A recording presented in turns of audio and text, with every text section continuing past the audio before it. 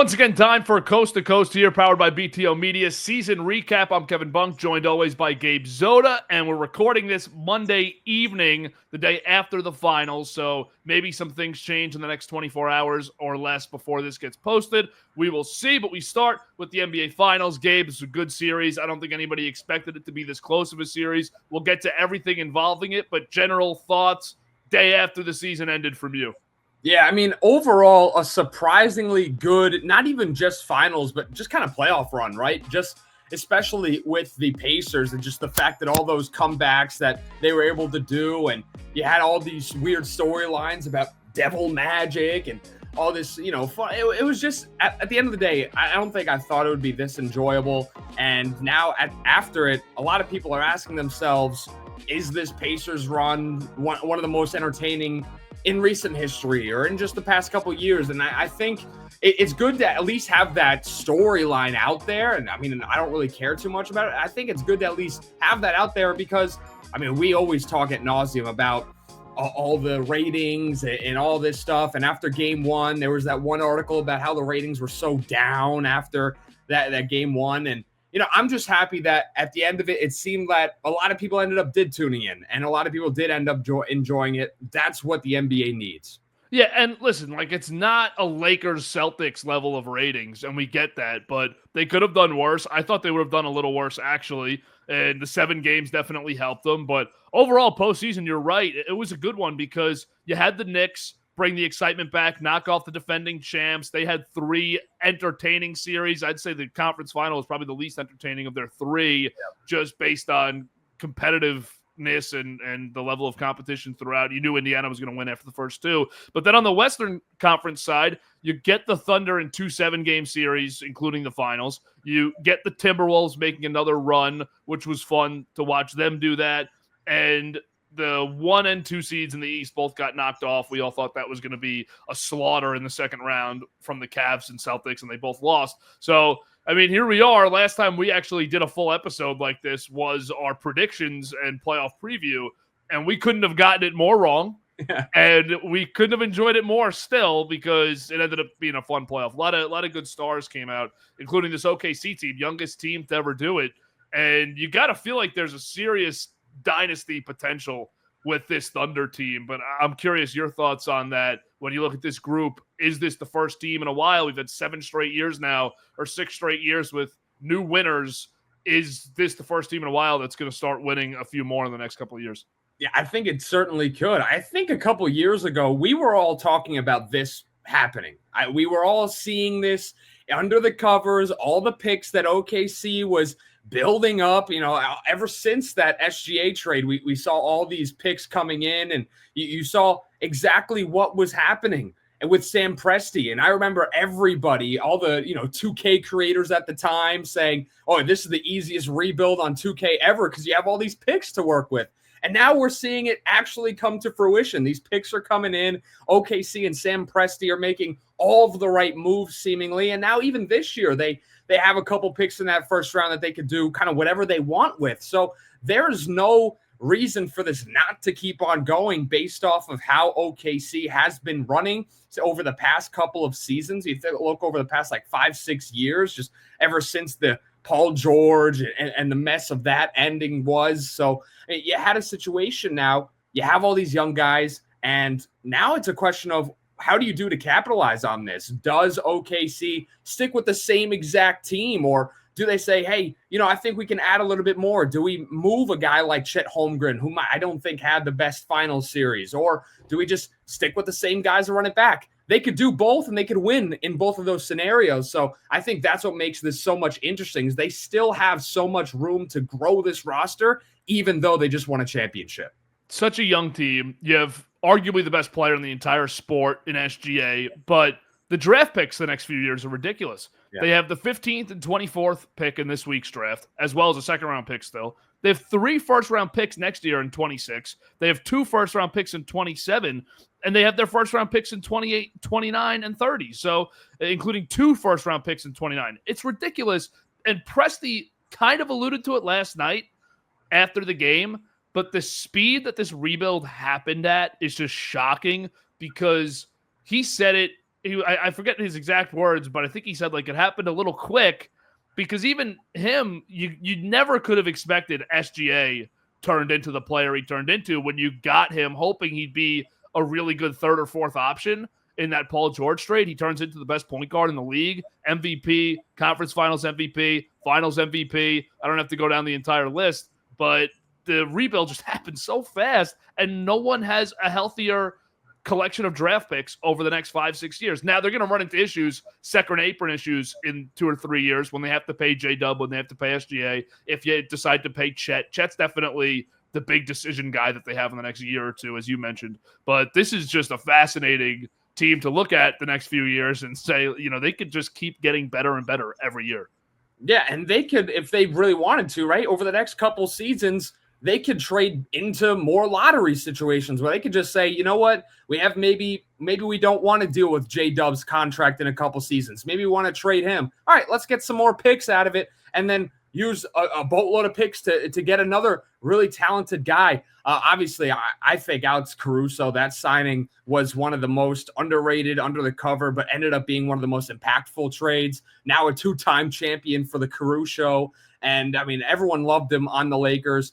And then he really started to get some Defensive Player of the Year kind of claims on the Chicago Bulls. And now he's just being himself, right? I mean, I think he's the oldest guy in that roster right now. And that's a guy that you need to really settle things down, but just a winning basketball player. And, it's guys like that as well on this OKC team that they're not SGA, they're not J-Dub, right? They're not the stars, but every team needs guys like that. And, when you have someone who trained with LeBron and practiced with LeBron and won a championship with LeBron, they know kind of how this works. And the fact that they can now learn, all these younger players can learn from that and kind of see how that works, the process, it's invaluable. And I really do think it impacted this team.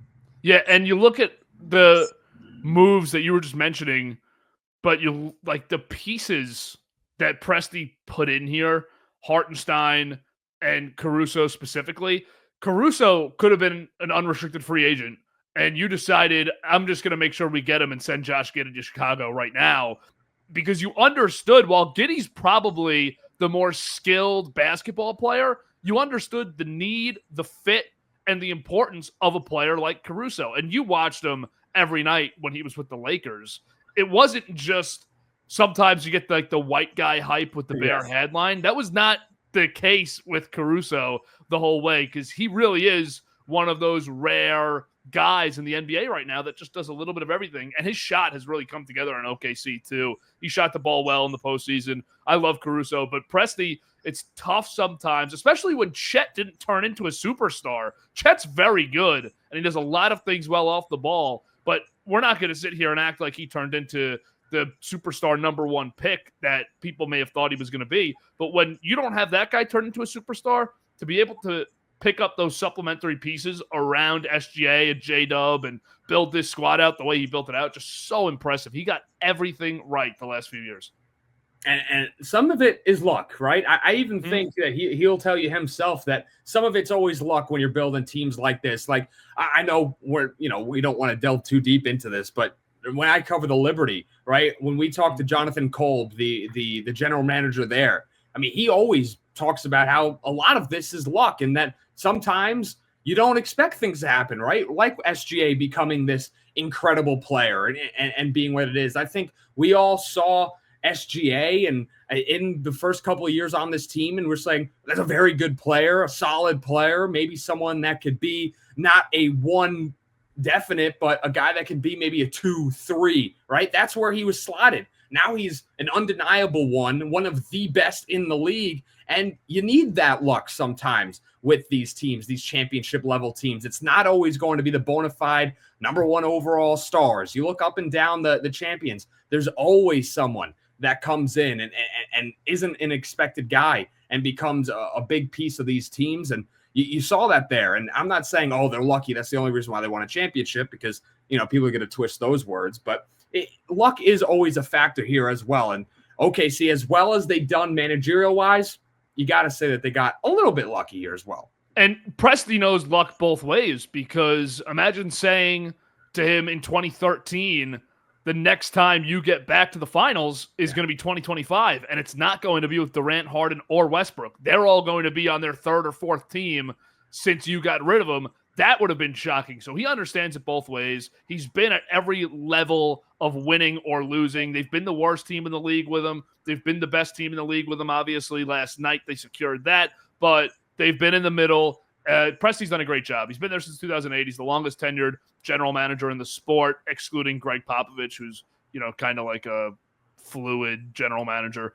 And he's just done a terrific job. Credit to Thunder ownership for sticking with him. And you get more luck, too, when you ran your course with a decent NBA head coach in Billy Donovan, and the kid that he'd been grooming forever, and Mark Daigneault, ends up being a really great basketball coach also. So there's luck all over, and there's also making the right decisions. We saw that with Presti the whole way. I don't have anything else on the Thunder if you want to switch to the Pacers quick. Yeah, I mean, let's go to the Pacers. I mean, we talked about kind of Caruso. I mean, can we shout? I mean, a lot of people shouted him out during the series, so I don't think we're doing any deep analysis here. But talk about another white guy who really just does a little bit of everything. I mean, TJ McConnell. I honestly think that I forget which game it is now, but I mean, he was cooking towards the end of the game, one of these games, and they put in Tyrese Halliburton with like 5 minutes left, and they end up losing that game. And I really think that if you keep in TJ McConnell, they win one more game. And that is the difference, just those 5 minutes. So having a guy like TJ McConnell on this team, it's going to be great. He's been great for them. So I mean, I'm not saying anything new there, but I mean, TJ McConnell really, I think he put himself on a little higher pedestal, might be getting himself some bigger money here coming down the line. When we're talking about team building too, because we just had the Presti conversation, Buchanan and the entire front office in Indiana were able to do it. I made a video about this 2-3 days ago on Instagram, TikTok. I don't think they have a superstar. And that's not a knock. It's not to do this whole conversation about Halliburton that they've been having. Yeah. You have a borderline top 10 player in Halliburton and a borderline top 10 player in Siakam. And you did a great job picking the pieces around them. Obi Toppin, Thomas Bryant, TJ McConnell. You had Miles Turner, the longest tenured guy there. But Nesmith was a great pick for them.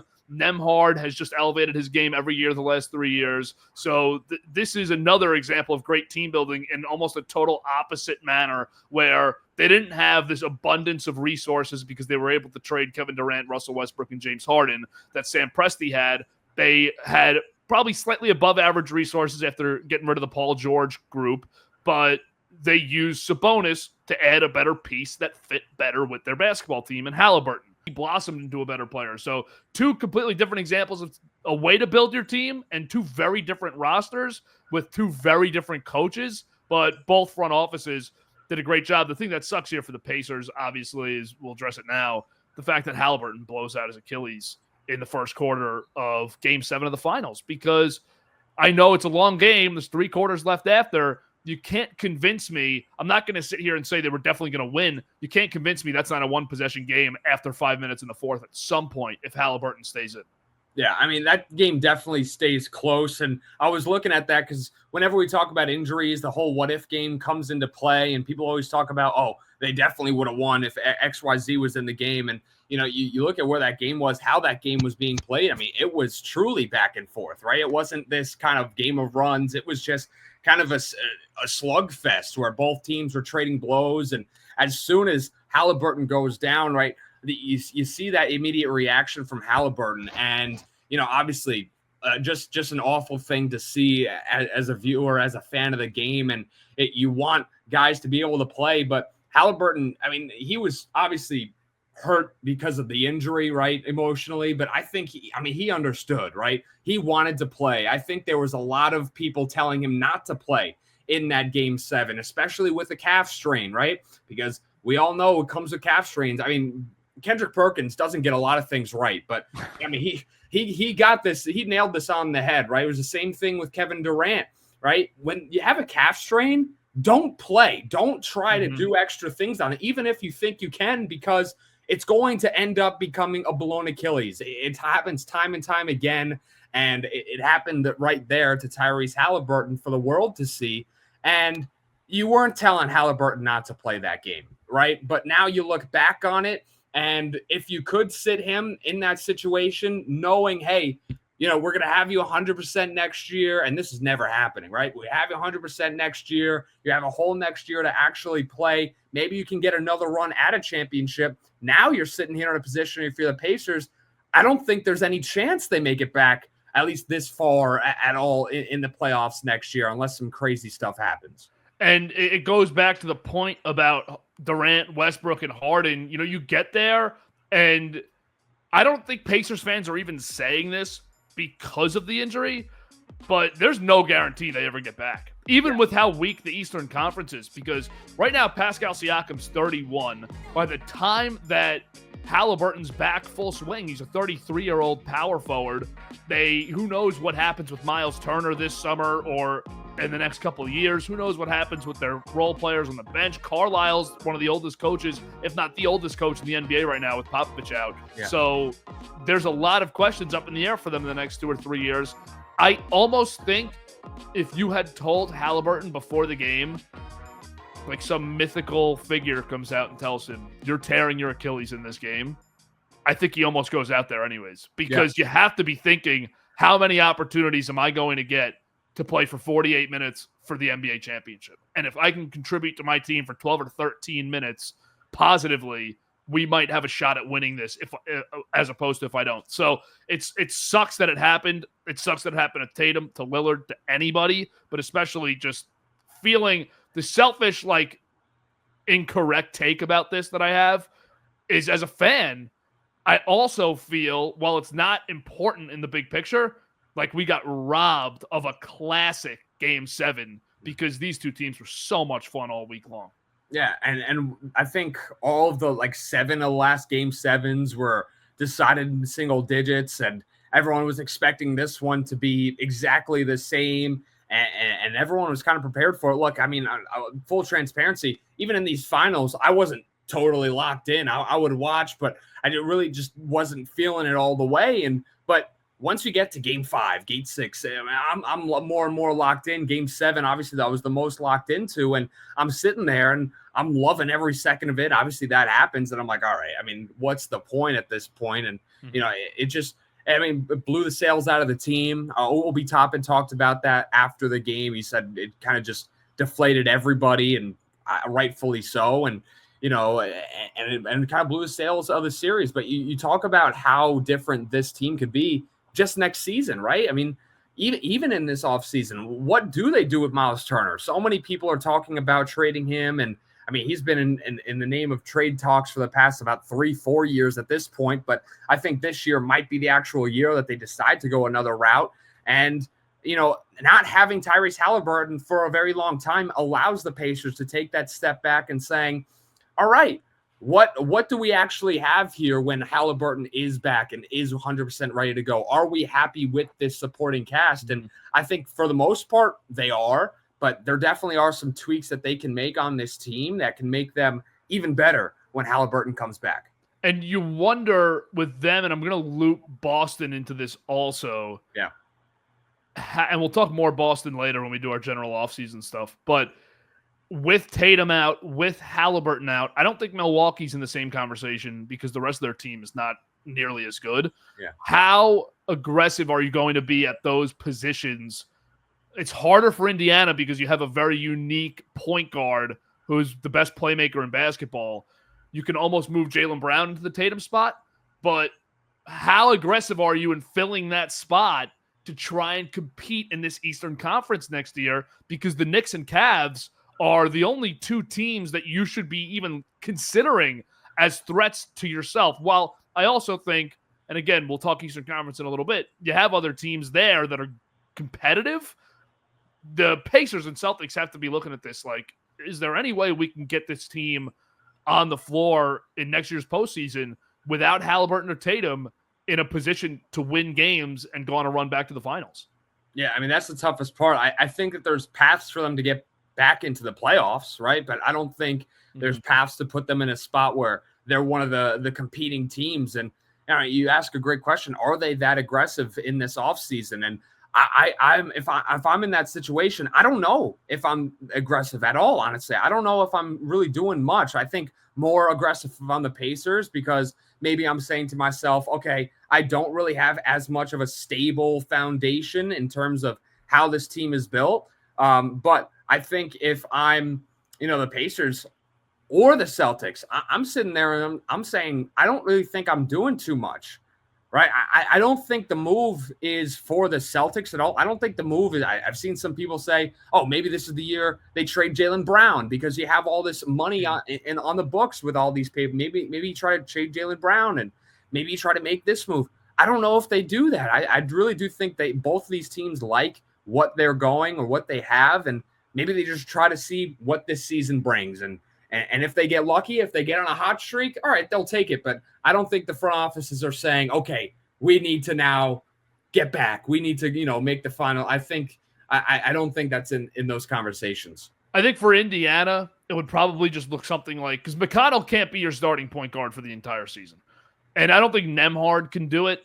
So I think it would probably just be go the Ben Simmons veteran minimum route type of thing. Or, I don't think Westbrook's a real option for that system, but Ben Simmons is probably the best guy I can think of for that at a veteran minimum. So it would be that path. But you're right. I just can't see anybody, especially Boston. Like Boston, these guys are still young. So you're not too worried about being competitive in 2-3 years when Tatum's back. You're still going to have Brown and Tatum. You're still going to have Derek White. Porzingis and Drew Holiday are going to be the guys that get moved if they really want to offload all the money. Right. And I think those two guys do get moved. But you could kind of punt on the season next year if you're Boston. Indiana, I think, is in a more unique spot or a more confusing spot because they realize how close they were this year. And for all the reasons that we've been talking about, Carlisle's age, Siakam's age, the state of the Eastern Conference, it felt as if this year and next year with Haliburton healthy was going to be their big window to win it. And now it's just this year and you lost. It's a tough spot. Yeah. And I mean, even this year, right? I mean, with the way that the West is, I mean, how much faith was it that this year you even won it, right? I mean, yep. That it felt like this year was their shot in the dark. And once you got to Game 7, once they got to Game 7, it felt to me, I was like, they're going to win, right? Mm-hmm. I thought the same thing.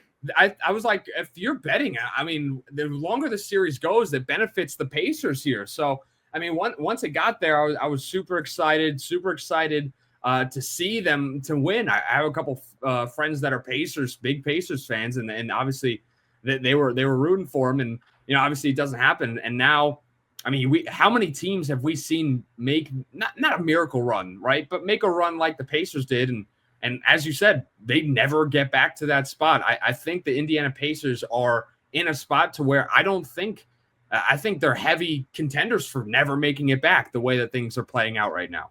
Yeah, it does feel like the Eastern Conference over the next 4 or 5 years could have 4 or 5 different teams in the NBA championship. Let's go, though. You mentioned Western Conference. The big KD trade happens on Sunday, right before the finals. Your thoughts on the return for Phoenix, the fit in Houston, where they rank now? I think they're second title odds behind OKC now, which makes sense. They're the 2 seed in the West, needed that primary scorer. Give me your thoughts on this. Yeah, I mean, I talked about it a little bit on the playbook, but I mean, I love this trade just kind of for what Houston's doing. I'm not a huge Jalen Green fan. I know he's 23. I know he's still young. I know he still has time to grow, but after a season that you're the Houston Rockets and you just finished as the number 2 seed and you were really excited about this team and Jalen Green doesn't really put you guys to that next level in the playoff contention, you have to think, how can we make this? How can we capitalize on the right now? And they're going for it full swing with Kevin Durant. Whether it works or not, we're going to have to see. But I mean, Kevin Durant gives you that chance to, put you into that next level because you're going to get great scoring out of Kevin Durant. Even at his age, you're going to get somebody that can give you around 25 points per game or more and play solid defense.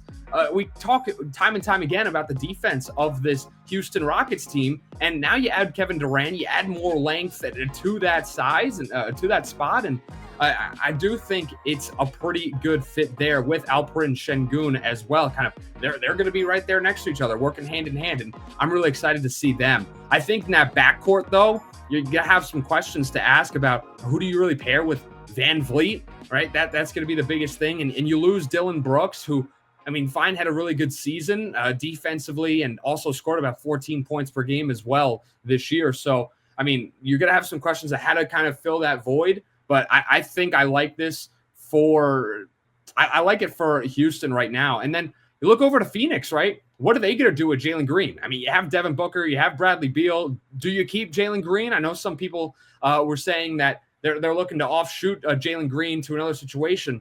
I think that would be the best idea, just to get the maximum that you can get back in terms of maybe picks or whatever it is. Because let's be honest, Phoenix isn't winning a championship next year, right? So, I mean, how can they get a couple picks? How can they get some money off their books and give themselves a situation to win in the next 2-3 years? I think that's the route they're taking.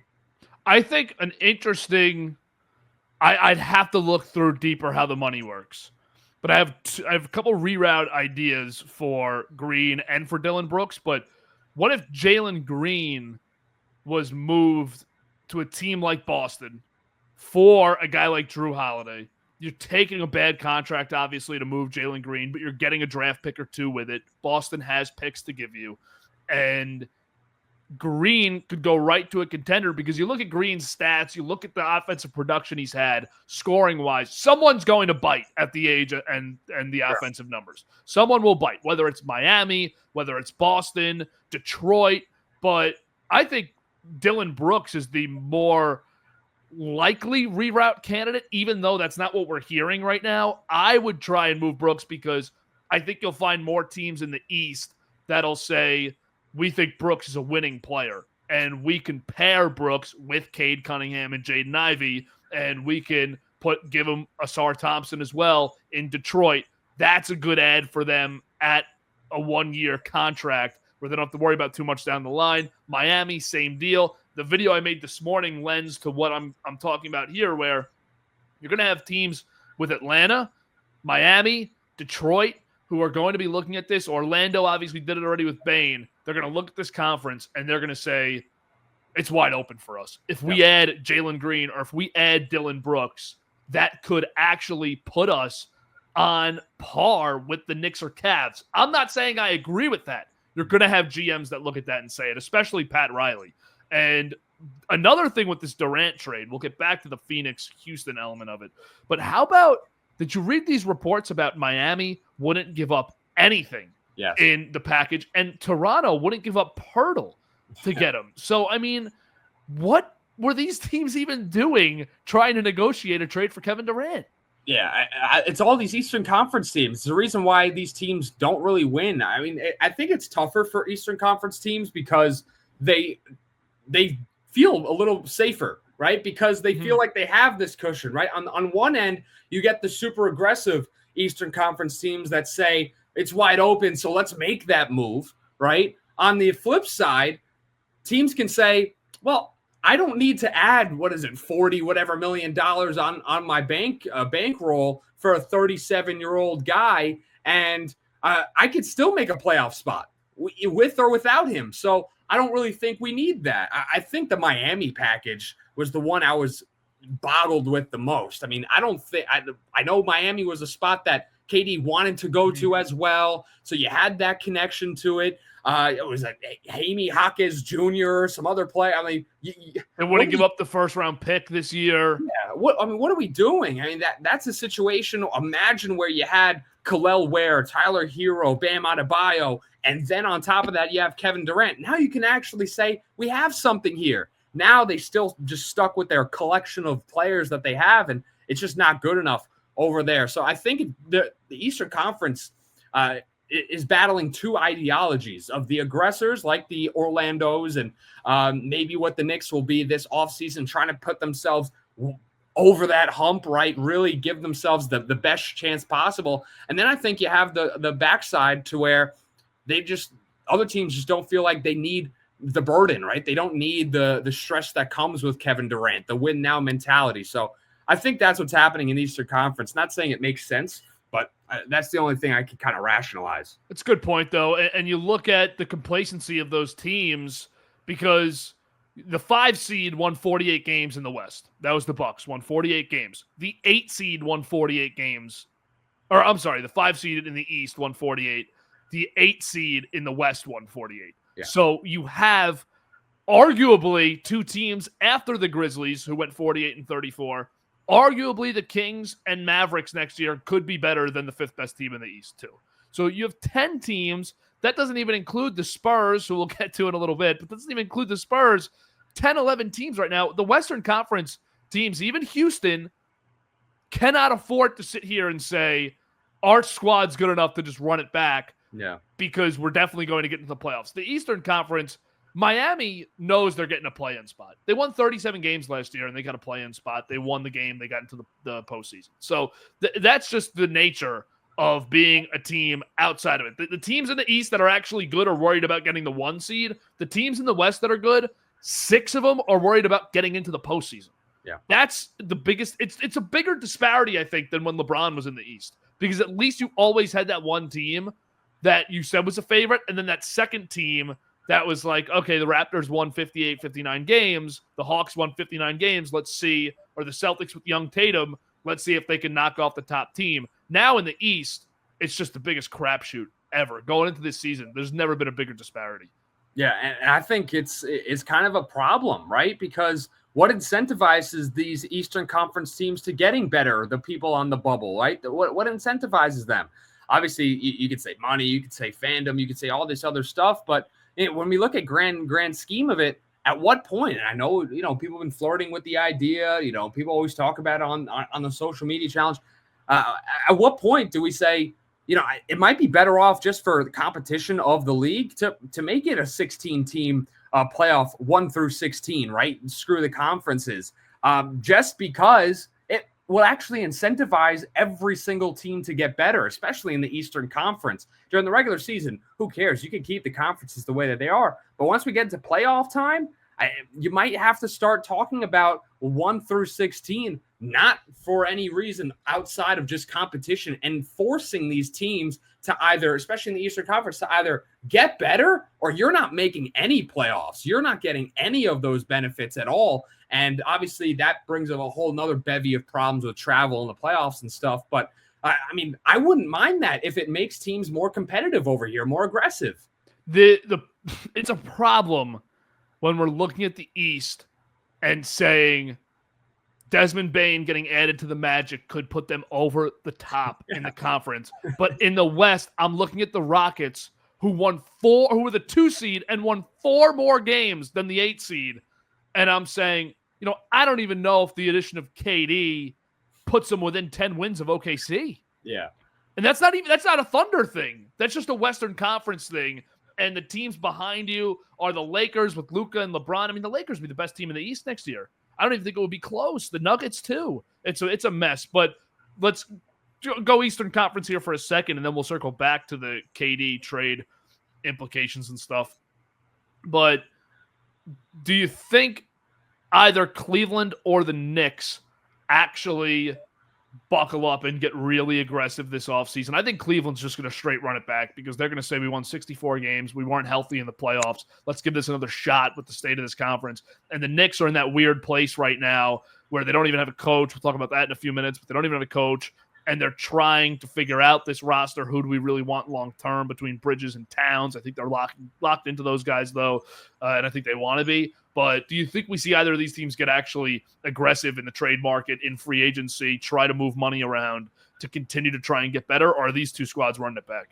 I think it's the Cleveland Cavaliers. I do think the Cavs, and I think they're going to trade, if anybody, it's going to be Darius Garland. I think you can get a really good return for Darius Garland. And you saw they moved a move that they made at the deadline, right? Trading Karis LeVert. Nobody thought the Cavs were players at the trade deadline, but they moved Karis LeVert. They get Daniel Hunter on the back end of it. And a lot of people said that was one of the better trades in this trade deadline, just a fit and how things kind of worked. The Cavs needed somebody in that more small forward spot, and Daniel Hunter really fit there.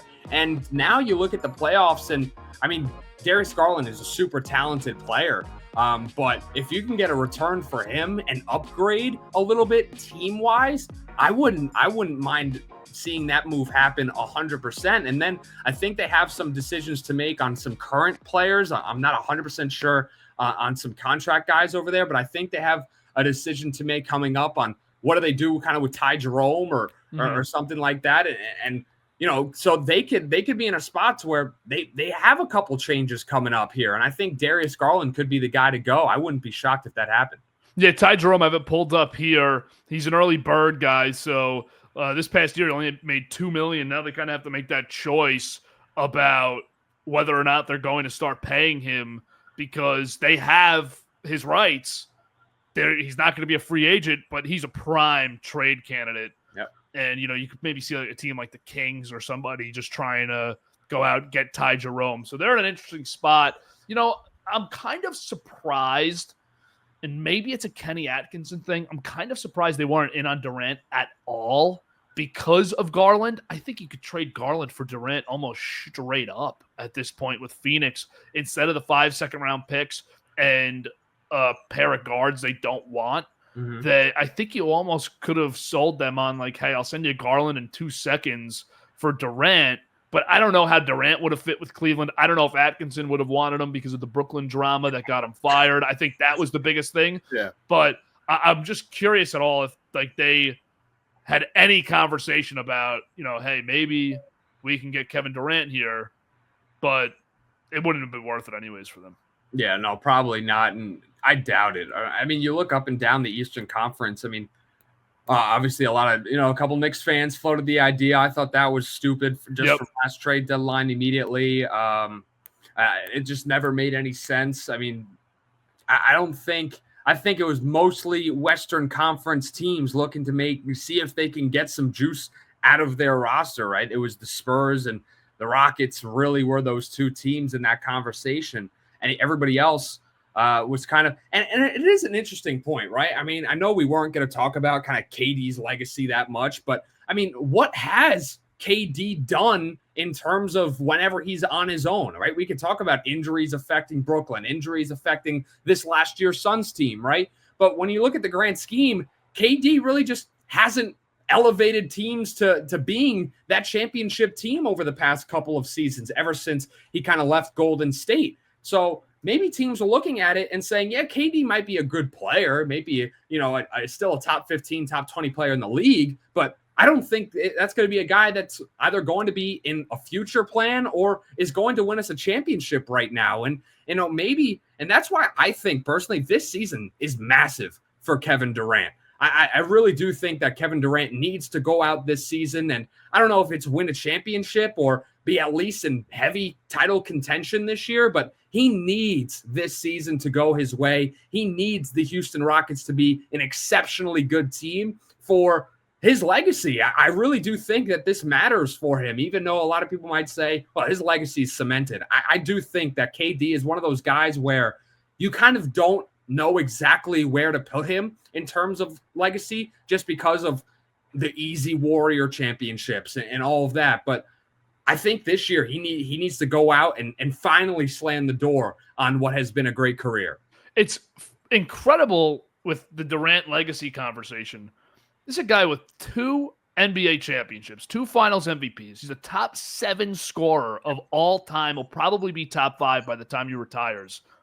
And we have no idea where to put him legacy-wise because the 2 titles mean nearly nothing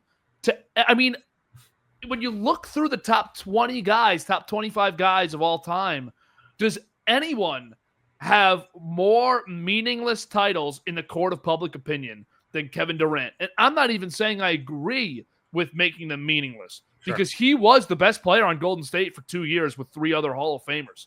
But the fact that he went there, I feel like the most revered era of his career will be the OKC era. We won't look at the Golden State era ever as that part of his career that really mattered. It's just a negative piece of his resume. It's incredible when you look at the accolades, just the raw on paper stuff that this is what we think of this player. It really is. I mean, he's the second best offensive player I think I've ever seen in my life behind LeBron. And, Steph's right there too as the shooter, but Durant is such a freak and we have no idea where to put this guy. He's in publicly people think of him like Carmelo Anthony type of level. He's way better. He is way better. And we don't even know what to do with him in top 10, top 15 debates. Yeah, I mean, and like, what is his defining? Like, everyone has their defining moments, right? I think Colin Cowherd says when you think about MJ, you see this. So it was kind of a dig at Jason Tatum at the time, but I use that. I'm like, when I think about Kevin Durant, what do I see? And I mean, is it the 2 shots over LeBron in those finals, right? Those kind of dagger threes in those series. Is it that? I mean, other than that, what else would it be? Like, I don't really think KD has like this legacy defining moment. And maybe I'm wrong. Maybe I don't see it because maybe I'm a little bit biased towards LeBron. Maybe that's what it is. But I just don't see it with Kevin Durant. And to me, if he goes out this year, especially at his age, I think 37 years old, if he goes out this year with this younger team and then brings them all and kind of is that sensei master type person to this team to win a championship, their first championship in a super long time, right? Why not? Why not that be his defining moment? Yeah, and I think unfortunately for him, his defining moment is losing to Golden State in the conference final and then joining them. And that's just what we're going to remember him for, because before that, the defining moment was the MVP speech and the great guy that we all love and this young superstar. I have thought about this so many times that in the LeBron era, which is the one we grow up in, I have thought only once there was a player on the level of LeBron, and it was Oklahoma City Kevin Durant. I thought he was right there. I never thought it about Curry. Obviously, now Lakers LeBron has guys that are better than him, but that's not included in this argument. Yeah. Prime LeBron had one guy that I thought stacked up with him ever, and that was Kevin Durant. And we don't even respect him as like a top 3 or 4 figure in this generation, but maybe he did that to himself. I mean, he definitely did. All right. I mean, he forced Russell Westbrook to be kind of the psycho that he became afterwards. I mean, Russell Westbrook was a guy that we all kind of loved, kind of be that sidekick. But as soon as KD left, I mean, Russell Westbrook then went on a tear, averaging triple doubles, right? And he became the kind of the hero that everyone looked towards, and everyone tossed KD aside. And I think that's right there. That time is when KD's legacy took a massive hit, and we talked about it at that time, and it's coming back again now. And once again, I mean, I'll say it again, it's a reason why this year for me is one of KD's biggest seasons. Yeah, I absolutely agree with that. He's got to do something special with the Rockets here, even if it's not winning a championship. You got to get there or something, lead this young group to the finals and show us that you still have what it takes to be that lead man. And I'll say this. It's a great opportunity for a renaissance for him. And I'll say this. This isn't the same opportunity. This is a totally different situation than in Brooklyn and in Phoenix, because in those past two teams, it was, oh, well, you have Harden and Kyrie with you. And then, oh, you have Bradley Beal and Devin Booker with you. Now, who do you have with you that is at that level? There's nobody, right? And we could all rave about the Şengüns and the Thompsons, but none of these guys are bona fide superstars in this league. So KD actually has a chance to lead this team to the championship presence and be the reason that they're the contenders. That's why this one holds more weight than those other situations. Yeah, it's interesting. I'm glad you brought that up, because I was going to bring it up before and I forgot. You have an opportunity now where a really good head coach and an organization that's doing the right things right now is handing you the keys as a 37-year-old and saying, you know, the future of our team is Şengün and Thompson, but for the next 2-3 years, we want you to lead them. And we want you to show them how to win in the NBA as Thompson and Şengün continue to develop as scorers. I think Thompson's going to turn into a really great star player, but you're spot on. He's not there yet. And he probably won't be there next year totally either. He's a freak athlete. The pairing's really nice with him and Durant to see what Durant can do alongside him. Van Vliet, they have to make some decisions on here. I think it's a team option that they have this summer, and then probably needs an extension after to keep him happy, but we'll see there. He was really good in the postseason series against Golden State. But yeah, Durant has a chance here as the leader of this franchise. There's not too many egos in that. There's actually no egos besides his own that we know of in that locker room, including, I think, Ime Udoka, who is on his second life in the NBA. But the Spurs were another team that flirted with this Durant move, and I wanted to just discuss them because the NBA draft is this week, Wednesday. They have the second pick. They're going to take Dylan Harper, and the Spurs are just such an interesting team right now. because we want to jump at them and take the bait of championship contender with Wemby. But they have a new coach now. I don't love De'Aaron Fox. The 2 years they've had Wemby now, they're picking top 5 in the draft.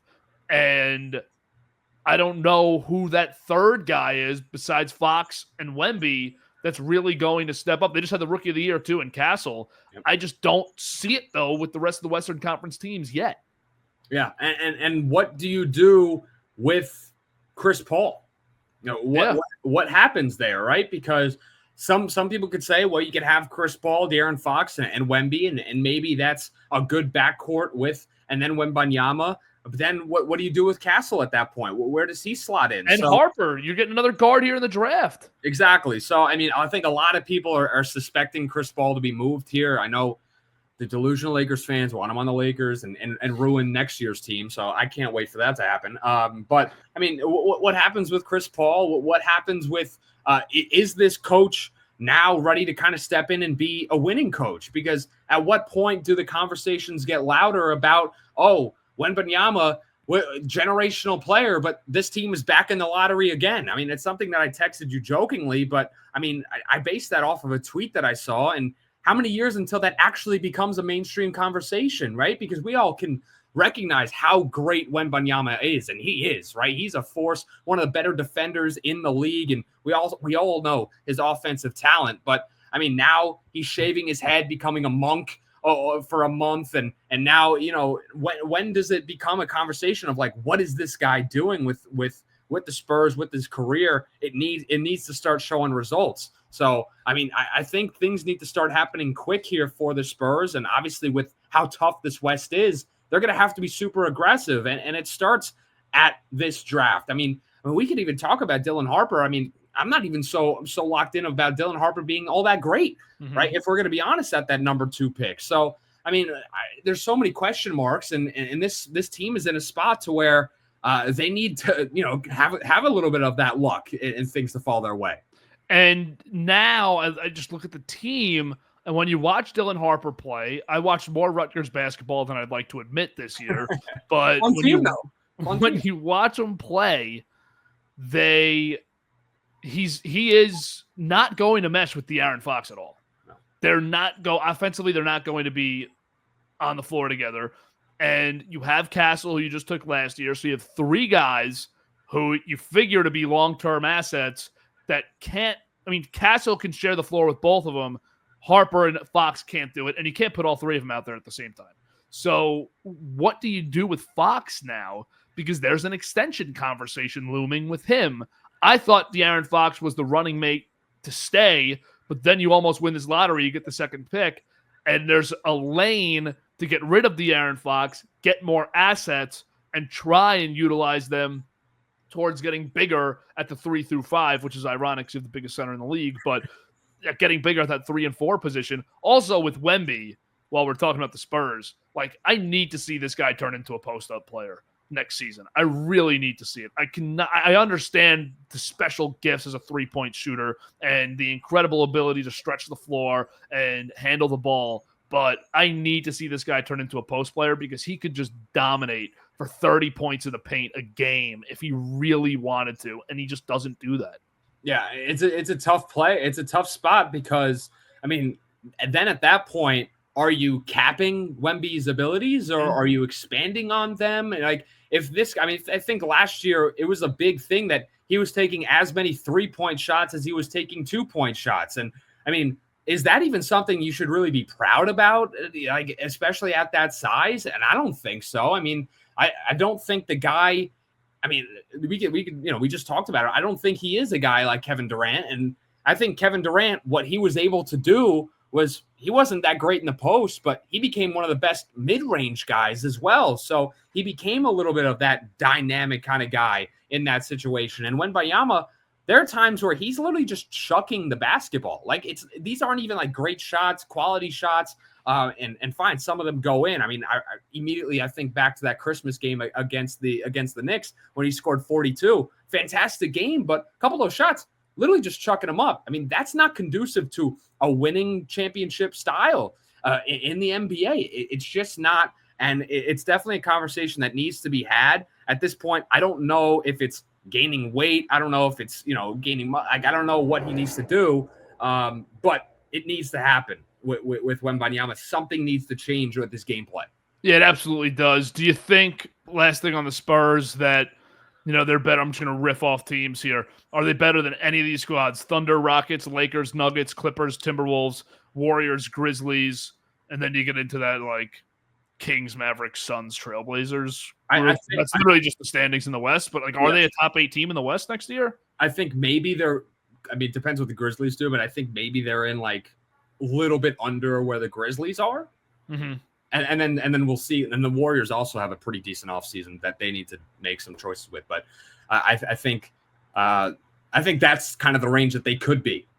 And that's not saying a lot. The Mavs, the two teams at the top of this draft are really interesting because the Mavs with Flag, do they get Kyrie back healthy for the second half of the next season? And then are they a really good team? Because we've had this conversation before. As much as we can rip on Nico Harrison for the Luka trade, all things equal, the roster they have when healthy is very good. And they could win a lot of games with that roster. It's just so many health question marks. But you add Flag to this, the Mavericks are a team that are also fascinating in the Western Conference at the bottom of that top 10 teams where, they could win 45-plus games for sure after winning less than 40 this past season. Yeah, and I think that would be a prime candidate spot for Chris Paul to go to, especially in the beginning part of that season, to kind of be that patch point guard, help things facilitate out. And then once Kyrie comes back, if he's healthy, ready to go for that second half of the season, he could slot back into that starting. But you also have Chris Paul's leadership. You also have Chris Paul off the bench. And it obviously wouldn't cost you at all much in terms of capital. So I think that could be a very good move for the Mavericks and Nico Harrison if he really wants to make this team, stay afloat until Kyrie comes back and then kind of explode towards the back end and peak at the right time to make a possible playoff run. And for CP3, you spent so many years now as kind of the mercenary for the young up-and-coming teams that are hoping to make the playoffs. The most successful story was with Phoenix getting to the finals, but you also had the OKC run, just getting to the postseason was crazy. He played a big part in speeding up this whole rebuild and SGA's development and the whole 9 for Sam Presti and the Thunder. But it probably would be nice to just go to a team with Kyrie Irving, Klay Thompson, Anthony Davis. You have the young element with Flag, but you have guys like PJ Washington and some other players in there that are veteran guys who have accomplished stuff in the league, a couple champions on that team, 3 Hall of Famers. Chris Paul would be a 4th and the number 1 pick. It's and probably a coach that he'd get along with Jason Kidd. So I think that would actually be, I didn't even consider that yet. That would be a great situation for Chris Paul to go step into next year. That's a great call. Yeah, look at me doing something here on Coast to Coast. Let's go. And he's a veteran minimum guy too, so the Mavs don't have to worry about making money work. Way better than Westbrook, right? So way better. Way better. So why not? And then how that would go and the return. Once again, Spurs aren't getting anything in return for that, anything sizable. But maybe you think. I think maybe you get Derek Lively or something like. Yeah, exactly. You're going to get somebody like that thrown in what is just a veteran minimum sign and trade, basically. Yeah. To give the 1 year at $3 million to the Mavericks. All right, Knicks head coach. Make that clip. You already got Jerry Seinfeld watching yourself, so maybe Nico Harrison can see something. Nico Harrison could use some of the stuff we're talking about after what he pulled this season. Knicks head coach. They don't have one. It's like I never realized this with the NBA, and it's going to sound so casual. But the fact that it is entirely possible to not have a head coach for the NBA draft is incredible. Right. They're not going to have a coach during the draft. I'd be shocked if they hired somebody before Wednesday's draft. Yeah. And it's weird because when you're in a situation like this, and obviously it doesn't happen too often, but usually, he's not the one always making those picks, but you're making those picks thinking, okay, how does he gel not only with the combination of the team, but how's my coach going to use those players and kind of develop those? Does he fit with the mindset of what the coach's vision of the team is? So you don't even have that. And, a lot of people might be talking about the negatives, but let's spend a second talking about maybe the positive that might have, right? You have a blank slate here of saying, okay, what we have a roster here for the Knicks that we want to just make better, not even considering coach or whatever, but we just want to make it better. How can we do that? Right. And maybe it's a kind of a freer opportunity because you knew with Tibbs, whoever you picked didn't really matter. They're going to play in Westchester the entire season. So maybe now it's kind of a freer situation because Tibbs had a lot of power in that. Now you don't have that, and you can maybe make a little bit of a better decision based off team building on who to pick here in this draft. So I do think that maybe there's a little bit of a positive to that. For me, when we're talking about the Knicks, I'm not worried about the draft as much as I'm worried about the players that they drafted last year. I think a lot of people are starting to talk about Pacome Dadier, who should have a better year in now year 2. I think a lot of people are talking about how Kolek and Huck Porty really do fit on this roster for this team. So, I mean, I think those are the big talking points for the Knicks when it comes to young players. But I think for the draft, especially with the Knicks, maybe not having a coach could be a good thing here. Now, with this coaching search, we kind of know nothing about it except for the guys that they've requested and Mike Brown and Taylor Jenkins have actually interviewed. Yeah. Gut feeling, who's going to be the next head coach of the New York Knicks? I don't know. My gut feeling. I mean, I did see a report today that they were tossing around the idea of the Hornets coach. Yes, who actually deserves another shot at coaching. Yeah. What's his name? Borrego, James Borrego, right? And I think for a situation, I don't know if he's a winning coach right now, but I mean, he's a smart guy. I mean, I do think that he does deserve another shot. I don't know if the Knicks are that shot. But maybe that could be an idea as well. I think at the end of the day, it might just be Taylor Jenkins, right? You're thinking of a guy that was on a winning team before, kind of knows the culture of a winning situation. So I think that would be a guy. And it's not an inspiring choice. I don't think Knicks fans are going to love it when it happens, but I think that is the situation. All the other ones, to me, either don't make sense because, I mean, once again, that whole Michael Malone thing was a waste of time for me. It always was. But yeah, we'll see. I think the more you talk to people who like in the know, they're still very excited and think very highly about the idea of Jason Kidd actually going. But I don't know how that happens, especially if Nico Harrison sells the idea of an actual competing team in the Western Conference and makes a move like Chris Paul to join the Mavs. I just don't see that happening. Yeah, I think that you have a shot at Kidd still, because if Kidd, it's exactly what you said. If he's not sold on Dallas, he can just say, I want to go coach the Knicks. Right. Just let me go. And it doesn't matter if the Mavericks accepted or declined his interview request at that point. If he wants to go coach the Knicks, it would happen if they were also offering the job to him on the spot. But it does sound like Taylor Jenkins is going to be the guy for this based on the limited information we still have about this job. Do you think they made any more of a mistake firing Thibodeau once you saw how Indiana played in the finals and how good they actually were? I think everybody knew, even before the series, Kevin, like before that Knicks-Pacers series, everyone was saying, don't count out. Don't think that the Pacers aren't going to put up a really good fight in this team. Yep. The Pacers, I mean, you definitely talked about it. You definitely made a video about it saying that because everyone was saying this stat, right? Since January 1st, they have the best or the second best record in the entire NBA. Like everybody knew the Pacers were a very good team peaking at the right time. So it's not a surprise to me that the Pacers were competitive and won the series, right? And that was a sentiment shared by a lot of people. Obviously, us as Knicks fans, we wanted the Knicks to win. We had that slight bias. But when we put our objective NBA basketball hats on, we knew the Pacers were a good team. And that's what frustrates me because we're in the exact situation that we knew we would be in, Kevin. We said, okay, once you get rid of Tibbs, what do you do? And they don't seem to know what the hell they want to do. And that's the problem that I have is I told you this. It was going to happen. The world told you that this was going to happen. Now you're going to have to pick an uninspired decision that, fine, you get a different voice in the room, but what difference does that make at this point? I think the big one with the Thibs firing, I agree with every single thing you just said. I know we've been on the same page with this the whole time too. The big one was whoever went into that exit interview and said, I will never play for him again, and I've tried to just figure out who would that guy be, because I think that the guys you can rule out were Towns, Brunson, and Hart based on their reaction to the firing. They clearly loved them, and it wasn't Brunson who said that. And then you also have Mitchell Robinson, who I don't think would have said it. But here's the caveat to this whole thing.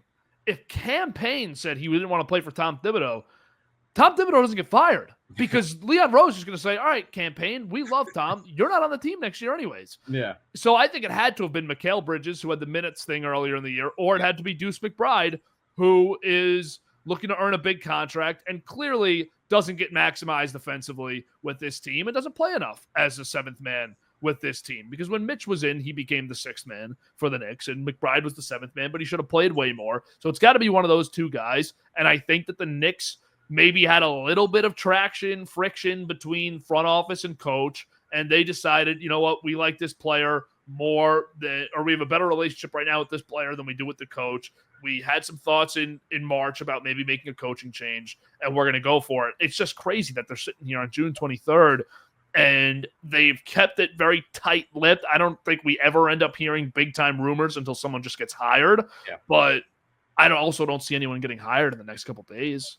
Yeah, definitely not. And I don't think that they should be in this kind of rush to make this hire. I know a lot of people were talking about kind of draft, but once again, we talked about how maybe you don't need that situation. Mm-hmm. So, I mean, now that the draft is going to be passed and over with, you get a lot of time here to just kind of process things and make sure you're making the right decision, whatever that right decision is. You have a lot of time to have that due process. And I think the Knicks, they're going to take their sweet time in making their next decision, because they know that at the end of the day, fine, it wasn't Tibbs, but they know that they need, whoever this next coach is, needs to be the guy that not elevates this team, but he needs to be a guy that brings this team and coaches this team to an NBA Finals. And that's a lot of pressure.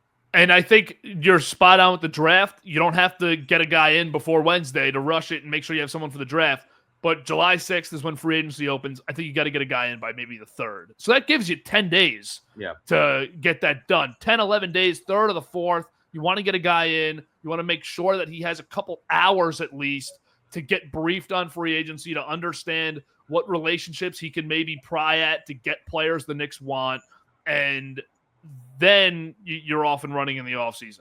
Right now, you don't have to rush to it in the next couple of days. I don't think it happens in the next couple of days, but we'll continue to see, what comes out every day or two on new news about it. I think the Lakers are in a really interesting spot this offseason too with their team. I want to see who you think are the players they should be trying to add. Are they getting rid of Austin Reeves this summer? Obviously, been a little bit of a rumor the last few weeks. Where are you at with the Lakers summer?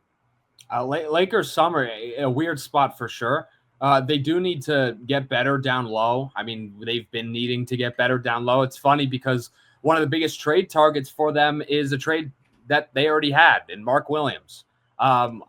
We still never got clearance as to what the hell happened to that. Oh, they said it was a botched physical, but he ended up playing the rest of the season. He was fine, right? So, were they really that worried, or did they just have secondhand remorse of making that trade? And then some people said that was so weird that now that you're bringing it up, some people said it was Connect failed his physical, but that definitely is not what happened either. Yeah. Nobody actually knew what went down in that deal. Yeah, and even after the season, Mark Williams, he was tweeting to people saying because people were like, all right, now that your season's over, what happened there? And he was like, well, I played the rest of the season and I was healthy. So I don't know exactly what kind of went on there. And now it's a situation to where with Dalton Connect, a lot of, Lakers people are saying, well, this is a big year for him. And now Dalton Connect slots into that primary bench spot, and he's going to be relied on now that he's kind of 25, 26 years old, and he's going to need to be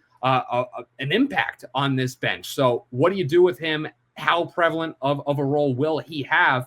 And then I don't think Jackson Hayes wants to be on this team anymore. I think that was a couple of reports saying very unhappy with his role and how he was used, especially after AD left, was traded. He thought he was going to get a lot of run, and he did get a decent amount of run, but then it kind of got segmented, not as much because the Lakers, once the playoffs started, did a lot of small ball lineups, and he wasn't really a fan of that. So I think Jackson Hayes goes, but what value do you get for Jackson Hayes? Nothing. So it kind of is a wash for the Lakers in terms of value-wise.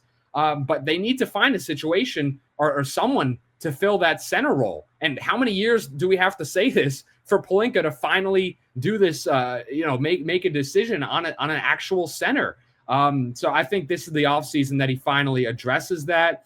And I don't know who it is exactly. I mean, you could toss around a couple of these lackluster names. I think Mark Williams needed to be the guy. He was the guy at the trade deadline, and I think he needs to be the guy still. Yeah, I think that the trade the Lakers have to make this summer is either Walker Kessler or Mark Williams. And you just hit it spot on. Mark Williams is a trade you'd have to revisit from the deadline that failed. But I like the option of Kessler, too, because you are getting that 23-year-old who you can pair with Luka for the next couple of years, post-LeBron. The two of them can be together. And Kessler's a great rebounder, good defender inside. He's not going to give you huge scoring outings consistently, but Utah's looking to get rid of this guy, and Utah's continuing to try and rebuild it with Danny Ainge. He's going to get rid of Collins. He's going to get rid of Kessler, probably get rid of Markkanen too. And if Kessler's getting moved for a reasonable price, maybe even a little bit of an overpay, I think Pelinka should try to jump all over it. Yeah, and why not? I mean, just quick for the Jazz, they're going to get rid of a couple of those guys. I really do think Colin Sexton should be on a team that's trying to win something here as a bench point guard spot. I don't know who that is. I don't really care who it is, but he should be one of those guys as well. I think he plays with the right style, and he's grown properly ever since, those Cavalier days. But back to the Lakers. Yeah. I mean, if you can get Walker Kessler, that was the pipe dream for Knicks fans last offseason. That was the pipe dream for Lakers fans this past trade deadline as well. If he's finally in that spot to where he's available, I'm paying whatever I have left to get Walker Kessler on my squad. Yeah, and even if you can't trade for one of those guys, you got to at least come away with like Clint Capella here. Yeah. Because there's just no excuse anymore for Pelinka to keep running out a team without a center. I don't know what the obsession is, because, the small ball stuff obviously isn't working. It hasn't worked forever. So can we finally get the right guy? Can we finally get a guy? Like Jackson Hayes wasn't, and then Anthony Davis was never a center. Like it's been so stupid ever since 2020, because I mean, we've had this conversation a million times, but like, you had the perfect situation in 2020. You had JaVale and Dwight Howard. You had the perfect center duo. Ever since then, you haven't had any center duo at all. So how the hell does that make any sense? And I mean, they tried to bring in Andre Drummond that one year in 2021, and just these uninspiring guys. It just never made any sense. So I think Austin Reeves is an interesting piece for them, because I think they're at a point with Reeves where we don't want to trade him, but if we can get an above average big man for him, we'll do it, because the reality is you're probably not extending Reeves long term at any point in the next year, and you're probably not going to have him under team 2 years from now. So while I think he's the best third offensive option, or among the best third offensive options in the entire league, you have enough offense right now with Luka in the backcourt to justify getting rid of him. Now, I'm looking before the show, a couple hypothetical trades, and to further my point, like trading Austin Reeves for Drew Holiday, one, doesn't even make sense for Boston that much, but two, is not the kind of move I think the Lakers are going to swing Reeves for if they did get rid of him. You have to be getting a premier big man, or not even premier, but just an above average big in that move. You have to. Yeah, and that's what makes this kind of Reeves thing so interesting, because the fan base loves Austin Reeves. Austin Reeves does not want to leave the Lakers at all. He loves being here, and it's a situation where, LeBron loves him as well. I mean, Luka even loves him as well. I mean, they all acknowledge how special Austin Reeves has been for their team. So nobody really wants to see him go. So you need to be blown away. You need to blow away this fan base as well and be like, okay, wow, you guys we don't like that Austin Reeves left, but we're happy you guys cooked something up and actually gave us some value. If you trade Austin Reeves for kind of a role piece, like a John Collins, something stupid like that, that'd be a terrible choice. And it's kind of a rock and a hard place with Austin Reeves, but I think you got to keep him as long as you can, unless you get your doors blown off of you.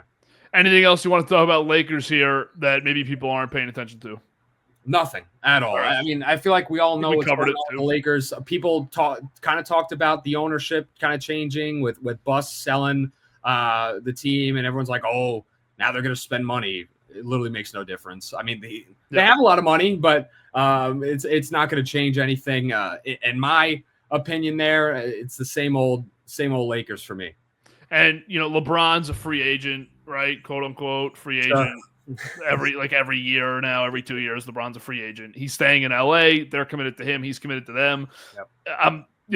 2-3 years down the line, when we have conversations about the Lakers, that's going to be pretty intriguing, because there's going to be a time soon where Luka's there and LeBron's not, and they have to start making real decisions about that second guy. Not the case right now. That's why, that third option, finding that center, is more of the combo. Real quick, Timberwolves here.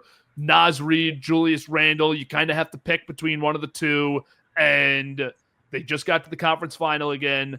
If you're the general manager of the Minnesota Timberwolves, what direction are you taking with this team?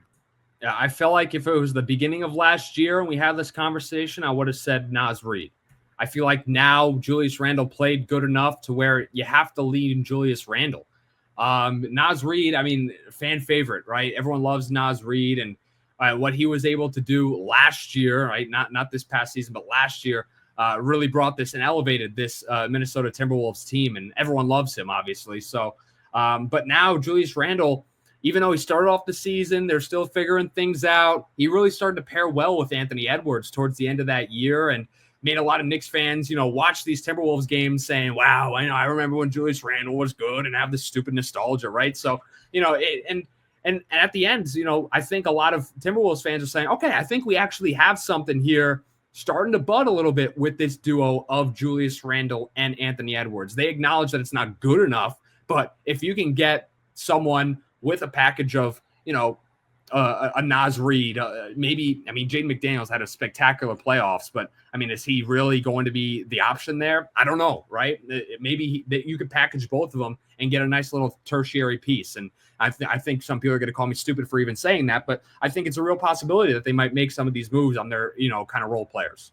I think this is, back to our earlier conversation, a really important decision for the entire summer in the entire league, because one of these two guys is probably ending up in the Eastern Conference next year as a starting forward on a team that wants to get thrust into contention.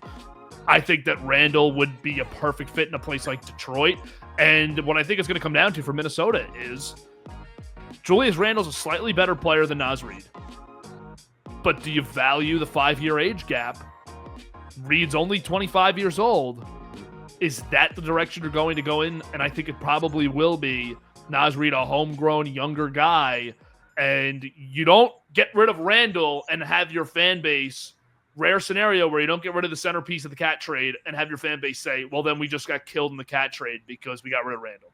Right. You always knew this might just be a one-year thing if you're a Timberwolves fan. You had to accept that. The team's in a good place regardless, because he's not the best player. He might not even be the second best player on their squad. So they're in a good spot. And the fans love Naz Reid. So the front office can almost do no wrong here. My question is this, though. Like, what more are you getting from Naz Reid? Like, I feel like I don't really see, like, how he expands his game other than what kind of we've seen. And fine, he's been a very solid to good player, but I don't think that he's ever going to be someone that you could say this is a centerpiece or a real core piece to a championship winning team. I think he is a good role player, a high level role player, but I don't see him much higher than that. I could agree with that. I don't see Naz Reid ever getting to the level that Julius Randle just gave the Timberwolves the last month and a half of their season. I don't think Reid will ever be that player. I think he'll always be underwhelming as a starting power forward, and you'll have Minnesota fans 2 or 3 years down the road watching Reid versus watching Randle in a weakened Eastern Conference saying we probably should have kept Julius Randle because the 3-year window of Naz Reid from 26 to 28 or Julius Randle from 30, 31 to 33, that was we were better off in that 3-year period with Julius Randle. And you mentioned it. You can get something for Naz Reid. You can't really get much for Randle because he's an unrestricted free agent with a sign and trade situation. So you're only getting one player back in that probably, and you're paying them the same amount of money you're paying Julius Randle. So you still have to get rid of Naz Reid probably in that scenario. So, and that needs to happen soon, right? Because Anthony Edwards, I mean, he's young player, but Anthony Edwards, you got to capitalize now. You have to. And you've been in the conference final now 2 years in a row. You got to be in the finals in the next year or two, or you're going to get to that point where, second apron, we're paying all these guys. We only have 4 or 5 good players now. The bench is totally, because Edwards is a supermax guy. It's not like Indiana where they don't have a supermax guy. You have to pay Edwards the max. Mm-hmm. So he's going to get that $300, $400 million contract whenever he's up for it, and you're going to have to pay up. Then your window starts to close. I was shocked they weren't more in on the Durant trade. I really was. I thought early on, they sounded like such a great option. Yeah, I mean, it was perfect, right? KD and Ant loved each other. I mean, I feel like they have like the biggest bromance in the entire NBA. So it made a little bit too much sense, but that didn't happen. And now they're kind of in this weird void. Yeah, it was a surprise to see that they weren't in on that, because they told him off basically, because I guess he put him on the list. Yeah. And the 2 teams that weren't interested in him were the Knicks and Timberwolves. And for the Knicks, that made sense. For the Timberwolves, it was more of a, we just don't really want you, felt more disrespectful. So that's where he's at with the Durant thing. I was surprised that they weren't more in on him. But we're going to wrap it here, and we'll be back later in the week doing some segments, some fun offseason NBA stuff, talking a little Knicks offseason. How can you get creative and make this team better? So we appreciate you sticking with us today, joining us for this episode, Coast to Coast. We'll be back throughout the summer. More basketball content coming to you. Make sure to follow Gabe on The Playbook at ThePlayBK on Instagram and on TikTok for more content, his short form content. And follow everything BTO Media. Like, subscribe here, drop a comment, get involved, let us know what you think, and we'll see you in the next one.